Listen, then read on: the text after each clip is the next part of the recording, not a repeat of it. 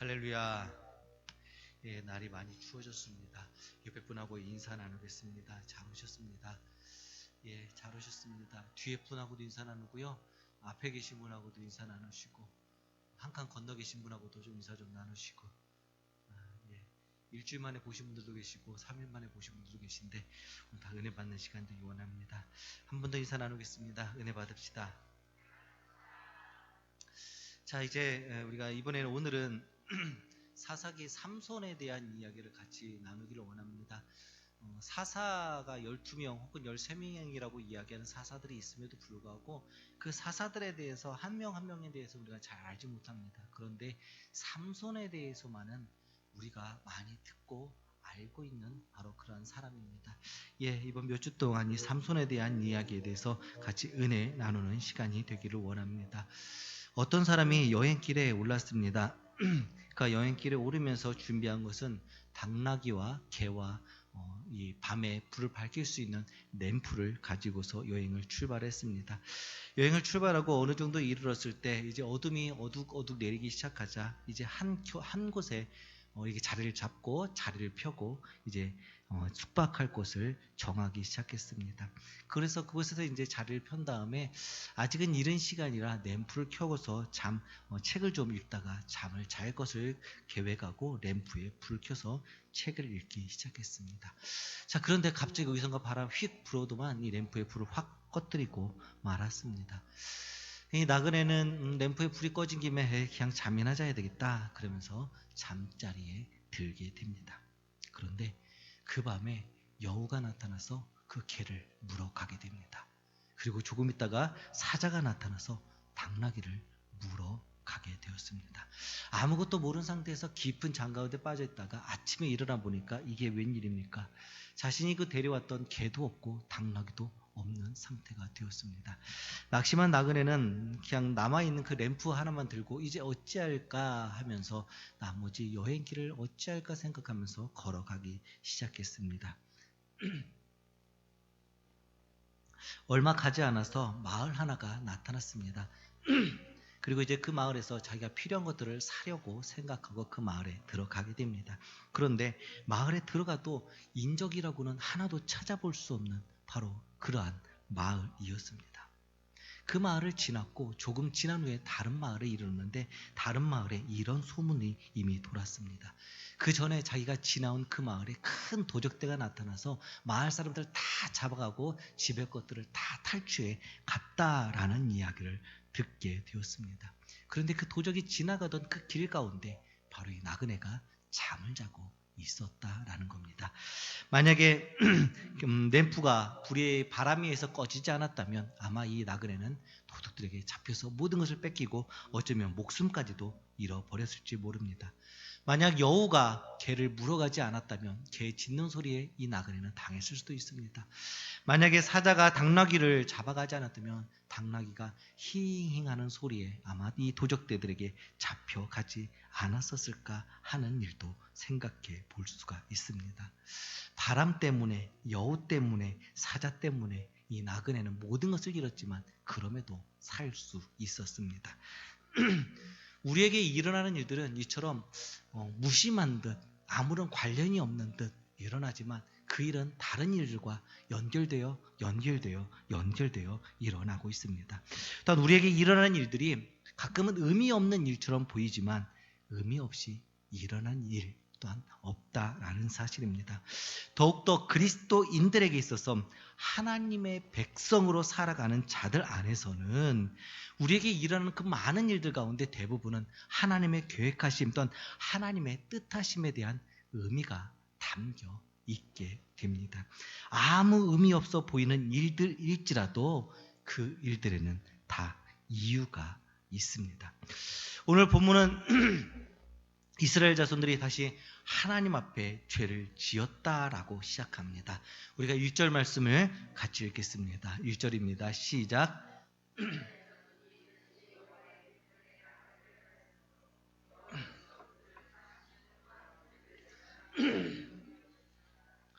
1절 말씀에 이렇게 얘기합니다. 이스라엘 자손이 다시 여호와께 죄를 지었으므로 라고 다시라고 시작합니다. 자, 그런데 이 다시라는 말을 히브리 원어로 살펴보게 되면 계속해서 라는 말로 해석하더라도 그 말의 뜻이 틀리지 않는다라고 얘기합니다.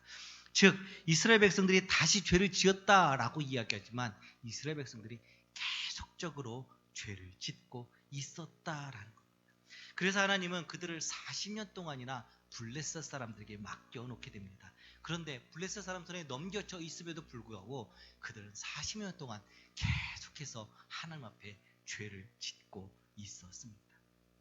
40년 동안 블레셋에 고통당하고 있던 그 땅 가운데 하나님은 한 사람을 준비하기 시작합니다. 2절입니다. 같이 읽겠습니다. 시작. 소라 땅에 단지파의 가족 중에 마노아라 이름하는 자가 있더라. 자, 하나님께서 이제 성경 말씀 가운데 이스라엘 백성들이 여호와 목전에서 악을 행하였고 40년 동안 블레셋에게 그들이 손에 붙임을 받았다라고 이야기한 다음에 갑자기 밑도 끝도 없이 소라라는 땅에 단지파의 가족 중에 마노아라는 사람이 살았다라고 얘기해요. 일반적인 경우라면 이런 경우에 이스라엘 백성들이 하나님께 부르짖어야 됩니다.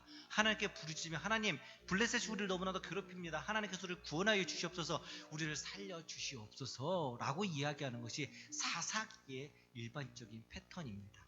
그런데 13장 삼손이 나오기 전에 이스라엘 백성들은 하나님께 구하지 않습니다. 40년이나 되는 시간 동안 그들이 압제를 당하고 있고 그들의 블레셋 가운데 넘겨짐을 방황해서 그들에게 잡혀 살고 있었음에도 불구하고 40년 동안 부르짖지 않습니다.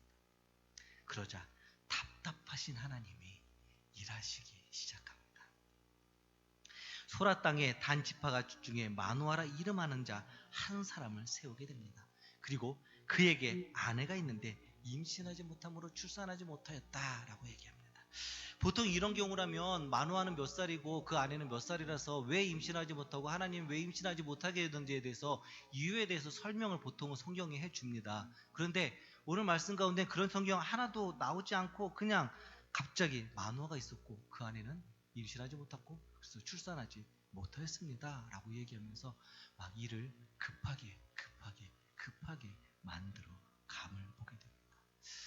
어쩌면 하나님께서는 40년 동안 기다리신 것 같습니다. 이스라엘 백성들이 이런 부르짖기를 이스라엘 백성들이 하나님을 찾기를 계속적으로 원하셨음에도 불구하고 이스라엘 백성들이 하나님을 찾지 않으니까 하나님이 급박하게 이 일들을 만들어 가게 됩니다. 이대로 두었다가 이들이 완전히 블레셋에 완전히 녹아 들어가지고 그들이 더 이상 하나님의 백성으로서의 정체성을 잊지는 않을까 하는 하나님의 조급함이 이 말씀 가운데 보여지게 됩니다. 그리고 하나님은 그 여인에게 한 천사를 보내게 됩니다. 그리고 천사는 여인에게 이렇게 이야기합니다. 보아라, 내가 지금까지 임신할 수 없어서 아이를 낳지 못하였으나 이제는 임신하여 아들을 낳게 될 것이다. 그러므로 이제부터는 조심하여라. 포도주나 독한 술을 마시지 말고 부정한 것은 어떤 것도 먹지 말라. 내가 임신하고 아들을 낳을 것인데 그 머리에는 면도칼도 어떠한 칼도 대서는 안 된다. 왜냐하면 가인은 모태에서부터 이미 하나님께 바쳐진 나실인이기 때문이다. 그리고 그가 바로 블레셋에서 이스라엘을 구원할 사람이다 라고 이야기합니다. 나실인이 우리는 누군지 압니다. 하나님이 선택하고 하나님께 드려진 그 사람을 또한 나실인이다 라고 얘기합니다.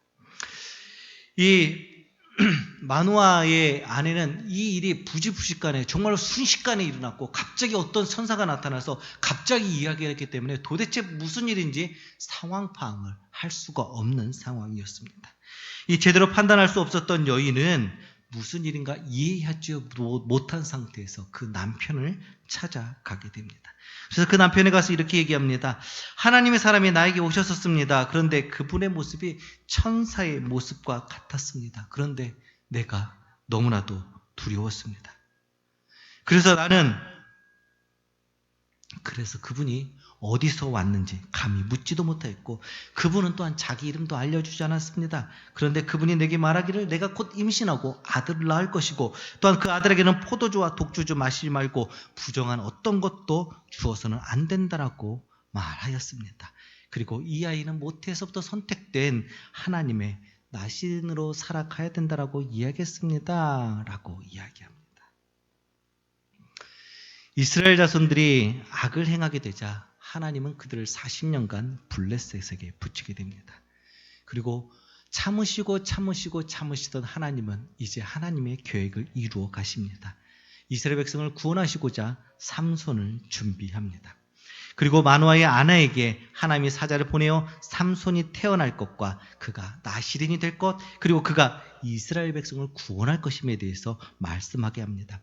하지만 오랫동안 하나님의 음성 가운데 또 하나님과 멀어져 있던 이스라엘 백성들처럼 마노아의 아내도 하나님의 말씀을 바로 깨닫지 못하고 남편에게 달려갑니다.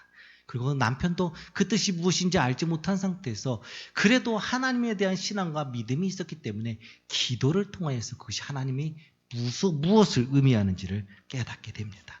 그리고 후에 삼손이 태어나게 됩니다. 우리가 살아가면서 여러 가지 일을 겪게 됩니다. 우리가 겪는 많은 일들은 아무 의미 없이 온 것이 아니라 다 합당한 이유가 있음을 깨닫는 우리가 되기를 주의 이름으로 축원합니다. 자, 그렇다면 그러한 이유들이 어떤 이유가 있다고 믿어야 할까 하는 겁니다. 또한 믿기는 믿는데 우리가 어디까지, 어느 때까지, 어떤 것까지 믿어야 하는가 하는 것입니다. 첫 번째는 하나님께서 고난을 당하게 하신 때에도 이유가 있음을 믿어야 합니다. 이스라엘 백성이 하나님 보시기에 악한 일을 행하였습니다. 그래서 하나님은 그들을 40년간 고통 가운데, 블레셋의 어려움 가운데 그들을 내버려 두게 됩니다. 이스라엘의 악함으로 40년이나 블레셋에게 고통을 당하게 하셨습니다. 우리도 만약에 당하는 고통이 있다면, 여러 가지 고난과 어려움이 있다면 그것이 그냥 온 것은 아니다라는 겁니다. 하나님께서 그렇게 하신 것일 가능성이 많이 있습니다. 그렇기 때문에 우리가 고난당하면서도 그것이 어떤 이유가 있다라고 믿고 확신할 수 있는 우리가 되기를 주의 이름으로 부탁드립니다. 로마서 8장 말씀 가운데 이렇게 얘기합니다. 자녀이면 또한 상속자 곧 하나님의 상속자요 그리스도와 함께 한 상속자이니 우리가 그와 함께 영광을 받기 위하여 고난도 함께 받아야 한다. 생각하건대 현재의 고난은 장차 우리에게 나타날 영광과 비교할 수가 없다라고 사도 바울은 이야기합니다. 사도 바울은 하나님의 자녀이며 하나님께 받을 권리가 있다라고 얘기합니다. 그런데 그것이 하나님이 주시는 영광인데 그 영광과 함께 우리가 또 받아야 되는 것은 우리에게 주시는 하나님이 주시는 고난도 함께 받아야 된다라고 얘기합니다. 그런데 그 고난이 정말로 힘들고 어려운 것이 아니라 장차 우리가 받게 될 그 영광에 비하면 이 고난은 아무것도 아니니까, 그러니까 하나님의 자녀로서 받는 그 고통 가운데 너희가 두려워하지 말고 어려워하지 말고 힘들어하지 말고 자녀답게 담담하게 이겨내라 라고 말씀하고 있습니다. 고난 중에 불평하거나 낙심하거나 하나님을 원망하지 않기를 주의 이름으로 부탁드립니다. 더불어 고난을 주신 것이 하나님의 이유가 있겠다라고 믿고 확신할 수 있는 우리가 되기를 주의 이름으로 축원합니다. 야곱은 세겜에서 머물다가 그의 딸 디나가 강간당하는 사건을 당하게 됩니다. 그때 하나님은 야곱에게 베델로 올라가서 내가 밧단 아람으로 도망갈 때 만났던 그 하나님과 만났던 그곳에서 나를 위하여 단을 쌓아라 라고 말씀하십니다. 야곱은 이 하나님의 말씀을 듣고서 자기와 함께 있는 모든 사람들에게 이야기하기를 너희들이 가지고 있는 그 모든 우상의 이방신들은 다 버리라 라고 이야기합니다. 그리고서 자기 몸을 정결케 하고 의복을 바꿔 입습니다. 그리고서 야곱은 그의 가족들에게 이렇게 말합니다. 우리가 일어나 베델로 올라가자. 내 환난 날에 내게 응답하시며 내가 가는 길에서 나와 함께 하신 하나님께 내가 거기 가서 단을 쌓으리라. 우리가 살아가다 보면 여러 가지 일을 만나게 됩니다. 야곱도 여러 가지 일 가운데 그 딸아이가 강간당하는 사건까지도 만나게 됩니다. 하지만 야곱은 그것이 하나님의 계획하심 가운데 있음을 깨닫게 됩니다. 그렇게 모든 사람에게 우상을 버리고 그리고 자신의 몸을 정결케 하고 의복을 갈아입고 하나님 앞으로 나아가는 모습을 보게 됩니다. 우리가 고난당하고 어려움 가운데 있을 때까지도 하나님께서 의도하시는 이유가 있다고 믿는 우리가 되기를 주의 이름으로 축원합니다. 모니터 좀 키워주시겠어요? 자, 두 번째는 어떤 이유가 있다고 믿어야 하는가? 두 번째는 하나님께서 세상의 즐거움까지도 포기하게 하실 때에도 이유가 있다라고 믿기 원합니다. 블레셋을 통하여서 40년 동안이나 어려움을 당하고 있을 때 소라성 마누아라는 사람에게 있는데 그 마누아가 단지파에 있던 사람이었습니다. 그리고 그 사람에게 한 천사가 아니 그 사람의 아나에게 한 천사가 나타나서 말합니다. 이제 아들을 낳을 것이고 그 아들이 이제는 나시린이 될 것이고 그리고 그 아이가 이제는 이스라엘의 구원자가 될 것이다 라고 얘기합니다. 그런데 그 나시린이 되기 위해서 해야 되는 것이 무엇이냐면 포도주나 독주를 마시지 말아야 된다라고 얘기합니다. 부정한 것은 어떤 것도 가까이 하지 말아야 된다라고 이야기를 합니다. 그리고 머리에는 어떤 칼도 대어서는 안 된다라고 이야기를 합니다. 그 삶을 나면서부터 하나님 앞에 갈 때까지 계속적으로 거룩하게 유지해야 된다라고 이야기를 하고 있습니다. 세상의 즐거움을 버리고 하나님만 바라보며 부정한 모든 것을 가까이 하지 말라라고 이야기합니다. 하나님께서는 우리가 하나님의 일을 더욱더 잘 감당케 하기 위해서 세상의 즐거움을 포기하게 하십니다. 하나님의 백성으로 살아가게끔 하나님의 주권을 인정하게도 만듭니다. 또한 부정한 것들, 거룩한 것들로부터, 거룩하지 못한 것들로부터 우리를 구별하고 우리를 거룩하게 만드십니다. 세상의 즐거움을 포기하게 하고 하나님만 바라보게 하며 부정한 것을 멀리하게 하는 것은 우리가 누리려는 것을 누리지 못하게 하는 것이 아닙니다. 우리 하나님께서 더 좋은 것으로 주시려는 하나님의 마음이라는 것과 또한 하나님의 또 다른 이유가 있음을 깨닫는 우리가 되기를 주의 이름으로 축원합니다.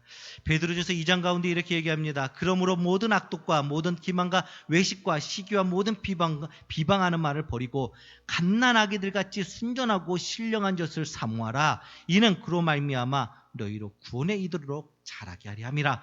너희가 주가 인자하심을 맛보았으면 더욱더 그렇게 하라라고 얘기합니다. 사도 바울은 우리가 세상 가운데 행할 수 있는 육신의 정욕, 악독, 괴울, 외식, 시기, 비방 이런 모든 것들을 버리고 신령한 주신 하나님의 말씀을 더욱더 사모하라 라고 얘기합니다. 그리고 그것 가운데 하나님의 은혜를 맛보았으면 더욱더 그렇게 하라 라고 얘기합니다. 하나님께서 우리의 삶 속에서 즐거움을 놓게 하신 것, 즐거움을 포기하신 것은 우리 삶을 더욱더 풍성하고 더 좋은 것으로 채워주시기 위함입니다. 그러한 하나님의 뜻과 하나님의 이유가 있다고 믿는 우리가 되기를 주의 이름으로 축원합니다. 하나님께서는 예레미야를 통해서 예루살렘의 멸망을 이스라엘의 멸망을 선포하게 하십니다. 그런데 멸망을 선포하는 게 말로 선포하는 것이 아니라 네 행함으로 선포하라고 이야기합니다. 그런데 그 행함이 어떤 것들이냐면 그가 평생 동안 아내도 얻지 말고 또한 평생 동안 잔치집에도 가지 말고 너는 평생 동안 또한 상가에도 가지 말라라고 얘기합니다. 결혼하고 아이를 갖는 것이 얼마나 큰 기쁨입니까? 또한 잔치 자리에 가는 것이 옛날 그 시대에는 누릴 수 있는 유일한 기쁨입니다. 또한 상가 자리에 가는 것도 그때 당시에 누릴 수 있는 기쁨 가운데 사람들과 교제하면서 나눌 수 있는 기쁨 가운데 유일한 것이었음에도 불구하고 하나님은 이 모든 것 가운데 하지 말라라고 얘기합니다. 왜냐하면 하나님은 세상의 즐거움을 포기하게 하심으로 말미암아 하나님의 뜻을 하나님의 계획하심을 이루어 가기 위함입니다. 하나님의 계획하심에 따라 예레미야는 그 모든 것을 포기하고 그의 죽음까지도 그의 삶까지도 포기한 상태에서 하나님을 따라가게 됩니다. 우리가 살아가는 삶 속에서 하나님이 세상의 즐거움을 포기하게 하실 때까지도 하나님의 뜻과 이유가 있음을 깨닫는 우리가 되기를 주의 이름으로 축원합니다. 또 어떤 때까지도 우리가 이런 이유가 있다라고 믿고 하나님을 신뢰해야 할까요? 마지막으로 하나님께서 이해가 안 되게 하실 때까지도 이유가 있다고 믿는 우리가 되기를 주의 이름으로 축원합니다. 마노아의 아내는 자기가 겪었던 일을 이해할 수가 없었습니다. 마노아의 아내는 불안한 가운데 자기 남편을 찾아가게 됩니다. 하지만 남편도 곧바로 그 뜻을 알 수가 없었습니다. 그래서 그는 하나님께 기도한 후에야 하나님의 의도가 무엇인지, 하나님의 계획하심이 무엇인지 깨닫게 됩니다. 하나님께서 삼손을 사사로 세우실 것과 그리고 그를 통해서 이스라엘을 블레셋으로부터 구원할 것을 하나님의 뜻하시고 계시다는 것을 마노아는 깨닫게 됩니다. 그래서 남편에게 말했고 남편은 하나님께 기도함으로 하나님의 뜻을 깨닫게 됩니다. 우리도 살아가는 삶 속에서 하나님이 하시는 일들이 이해가 안 될 때가 참 많이 있습니다. 그럼에도 불구하고 힘들어하거나 불평하지 말고 이해가 안 되게 하신 때까지도 이러한 이유가 하나님의 이유가 있을 것이라고 믿을 수 있는 우리가 되기를 주의 이름으로 축원합니다. 고린도후서 12장 가운데 이렇게 이야기합니다. 나에게 이르시기를 내 은혜가 내게 족하도다. 이는 내 능력이 약한 데서 온전하여짐이라 하신지라. 그러므로 도리어 크게 기뻐함으로 나의 여러 약한 것들에 대하여 자랑하리니 이는 그리스도의 능력이 내게 머물게 하려 함이라. 그러므로 내가 그리스도를 위하여 약한 것들과 능력과 궁핍과 박해와 곤고를 기뻐하노니 이는 내가 약한 그때 강함이다 라고 사도 바울은 고백합니다. 사도 바울은 육체에 가시가 있어서 그것이 너무나도 힘들다고 하나님께 3번이나 없애달라고 간구합니다. 그런데 그때 하나님께서 들려주신 답변이 이렇습니다. 내 은혜가 내게 족하다. 그러면서 하나님께서 또 하시는 말씀이 무엇이냐면 약할 때 그리스도의 능력이 내게 머물게 될 것이다 라고 말씀하십니다. 이런 말씀을 듣고 확신 가운데 빠져있던 확신을 가졌던 이 바울은 이렇게 고백합니다. 나의 약하여짐이 나의 약한 것이 은혜다. 내가 이 약할 때 예수님이 강하여지기 때문입니다 라고 고백하는 것입니다. 우리가 힘들고 어려운 일을 만날 때 우리가 약할 때 드디어 하나님의 능력이 그리스도의 능력이 우리 가운데 머물게 됩니다. 우리가 약해졌을 때 하나님의 말씀이 이해가 되지 않을 때 그때까지도 하나님의 놀라운 뜻이 또한 하나님의 또 다른 이유가 있을 것이라고 믿는 우리가 되기를 주의 이름으로 축원합니다. 하박국 선지자는요 하나님께 따지듯이 묻습니다. 왜 유다의 그 나쁜 것들을 하나님께서 벌하지 않고 그대로 내버려 두십니까? 라고 묻습니다. 따지듯이 묻는 그 질문 가운데 하나님은 이렇게 얘기합니다. 내가 바벨론을 통해서 이들을 심판할 것이다 라고 얘기합니다. 그러나 하박국 선지자는 이런 하나님의 뜻을 이해할 수가 없었습니다. 왜 이방인을 들어서 이 하나님의 백성들을 치십니까? 왜 하나님이 이러한 일들을 이루려고 하십니까? 라면서 또 따지게 됩니다. 그때 이 하나님은 하박국 선지자에게 이렇게 얘기합니다.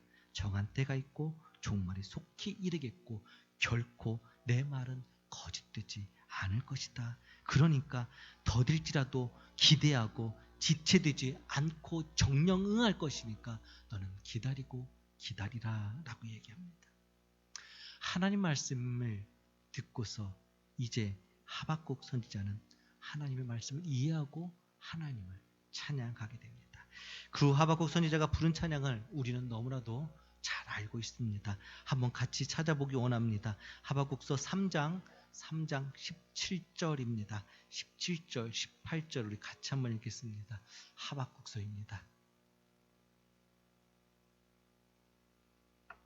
하박국서 구약성경 제일 마지막 마태복음 바로 앞에 있습니다.